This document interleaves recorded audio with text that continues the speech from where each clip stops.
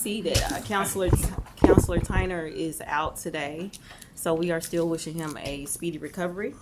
But we will now call the pre-council meeting to order. Can I get an approval of the minutes? Make a motion. Second. Okay, all in favor? Aye. Minutes have been approved.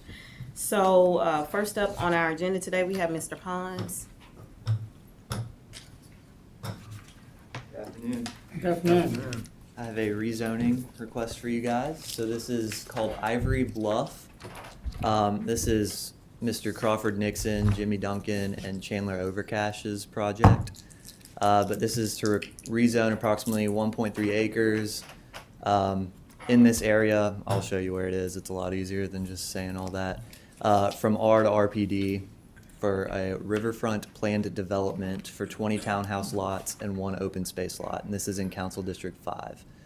So this is the location of the property. This is kind of where you get off Jack Warner to get on McFarland going northbound, or getting off there. I think Watercrest is that larger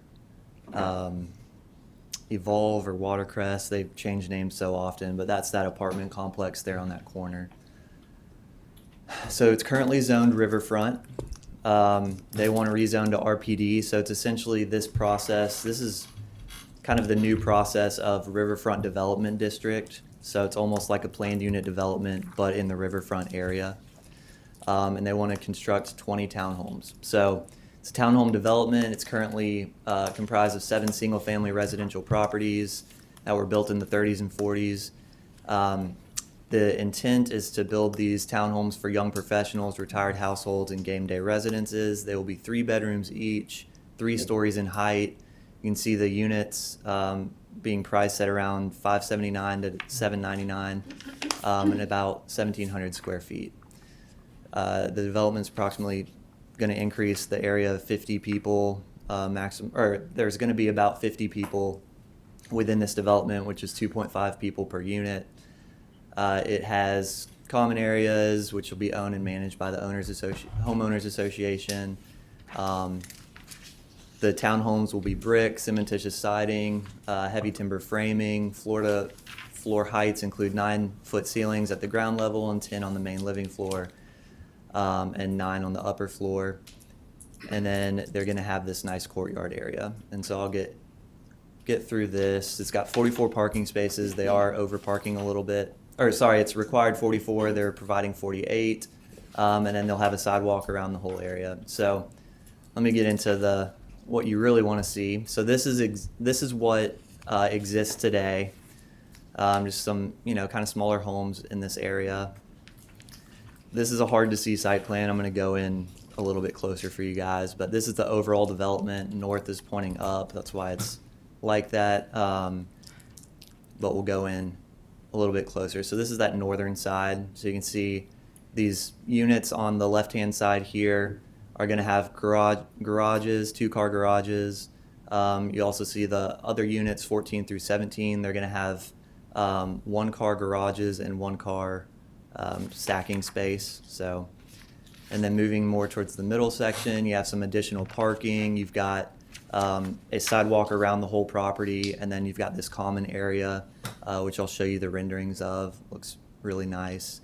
And then on the southern side, you have kind of mimicking the northern portion. So this is the rendering showing what those will look like. Looks good.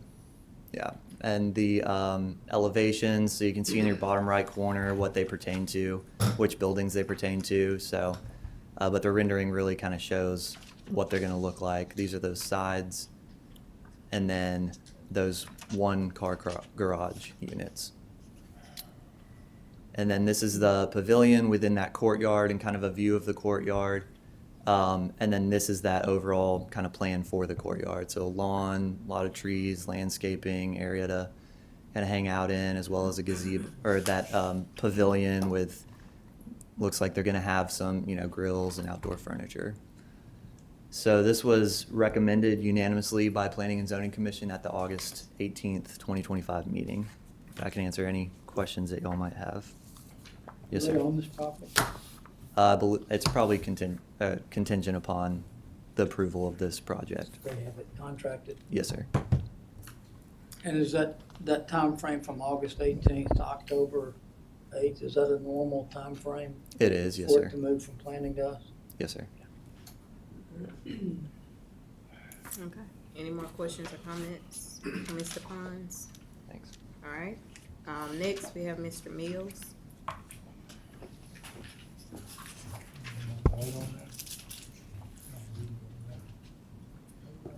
All right, good afternoon, Council and Mayor. We have one application tonight. It's for Downtown Entertainment LLC. DBA, they're applying to Delta Chi Alumni Missouri Watch Party. They're applying for a special retail less than 7 days at 511 Jefferson Avenue. That's all I have. All right. They Any know the questions? game's in Columbia, I hope so. right? All right. Anything else? Thank you, Mr. Mills. Mayor, do you have any comments? Yes, ma'am. Just a few quick things. Number one, Stillman College is hosting the 2025 National Night Out tonight from 4 p.m. to 8 p.m. It's going to be on Stillman's campus, and we certainly appreciate them doing that. Law enforcement across our community will be there. And so for families who want to come out and enjoy live music, food trucks, fun, connect with our first responders in our community, it's really a great event. I was able to go last year. And so very, very proud of that event that gets put together, and very thankful to Stillman College for hosting it. Now, tonight we will not be able, unfortunately, to have our full assets displayed out there because, as I texted you yesterday, there are 3 significant events that are taking place simultaneously on the university campus that we will be providing full tactical and operational support for. It's just the nature of what we do now as at the city of Tuscaloosa and the time and place that we're living in. I do want to give, as I normally do following game days, a thank you to our team members. Of course, you saw what was placed on TPD, beginning with game day all the way to early Sunday morning, that you received communications from me. Fire and Rescue, CFG, Environmental Services, Revenue, Inspections, everyone who played a role, hundreds of employees over from Thursday to Sunday did an outstanding job. And what really made me proud, Chris and Eric, is Sunday morning as I'm going through the strip area and the campus, it's clean. And that doesn't happen by accident. It's people working long, hard hours to make it happen. So our team, all of you, do not get enough credit. Sometimes I don't know when our people sleep. I worry about you, and all of you that don't get enough rest. Very thankful. And so I just want to brag on them and say thank you to the council for the resources. We couldn't do the job we do without the resource that you in this city provides our team members. So thank you for that. We do have 2 items for executive session, and that's all I have, Ms. Howard. Okay. Thank you, Mayor. So tonight is National Night Out, but tomorrow morning, the first week in October is National Community Policing Week. So tomorrow morning, I am hosting, along with the City of Tuscaloosa, Coffee with a Cop at a Chick-fil-A on Greensboro, but it will be a complimentary breakfast with our law enforcement officers. So I would like for all of you all to come out. It's from 6 a.m. to 9 a.m. at Chick-fil-A. So you just come into the lobby, and it's for all of our law enforcement, the county, the city, and the city of Northport. So that's tomorrow at Chick-fil-A from 6 to 9 a.m. in my district, yeah. Of course. So hopefully we can make it tonight, since we started at 5 to National Night Out, but then come out in the morning and have breakfast with us. So next we will have our agenda briefing. Mr. Holmes. Good afternoon, Council. I will start towards the top of page 2. We're on page 12. You'll be authorizing sale and appointing an agent. This comes from my office. This is our annual tax sale. On page 13, you'll be authorizing acceptance of the 2024 Assistance to Firefighters Grant Program. This came to you in finance on the 30th. On page 14, you'll be authorizing a disbursement from District 7 improvement funds for the Junior Cosmos Study Club. This came to you in finance on the 30th. That's for $2,000. On page 15, you'll be authorizing a disbursement from the District 6 improvement funds for Bryant High School Girls Athletics. This is a total of $2,000 and came to you in finance on the 30th. On page 16, you'll be authorizing a minor public works contract with James Thomas, DBA Stripes. This is a total of $1,704 and came to you on projects on the 30th. On page 17, you'll be authorizing a minor public works contract with Train Technologies. This is a total of $3,473 and came to you on projects on the 30th. On page 18, you'll be authorizing a minor public works contract with Taylor Electrical Contractors. This is a total of $9,016 came to you on projects on the 30th. On page 19, you'll be authorizing a minor public works contract with Chip Griffith Construction Company. This is a total of $52,875 and came to you on projects on the 30th. On page 20, you'll be authorizing a minor public works contract with Civil Works Construction. This is a total of $42,145 and came to you on projects on the 30th. On page 21, you'll be authorizing the mayor to execute contract amendment number 1 with Capstone Engineering Group for professional engineering and related services for the 36th Avenue East Drainage Improvements Project. The total amended compensation amount is $42,845 and came to you on projects on the 30th. On page 25, you'll be approving job class specifications for the Executive Director of Public Safety. This comes to you from Councilman Eaton. On page 26 through 27, you'll be introducing zoning amendment number 22, rezoning approximately 0.31 acres located at or around 14310 Santorini Street to be annexed into the city of Tuscaloosa. This comes to you from the Planning Commission. On page 28, you'll be appointing Peggy Nasser to the Tuscaloosa Public Library Board of Trustees. And on page 29, you'll be setting November 4th, 2025 as the public hearing date for the previously mentioned annexation. Any questions for me? Mr. Yes, sir. Holmes, you lost me as we went from 22 to 25. You went to 25, right?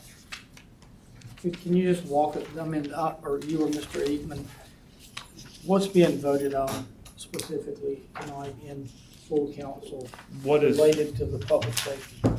Just the job specification. yes, just the job class. Just the job specification. I mean, I'll say this, I know we may kind of differ on this, and I know it's kind of been divided, but I think with, as mentioned, with the events we've got going on in the city, you know, I represent a district who has historically had challenges with public safety. And I really feel it's important that we move this forward, because I don't want all these events to take away from the progress that we're having in my district with cutting down on public safety. Now, I know there's some question about overtime and salary and all that, but, you know, and I just sent the email, I hope you all read it, but, you know, in my mind, I asked, you know, how much is a life really worth?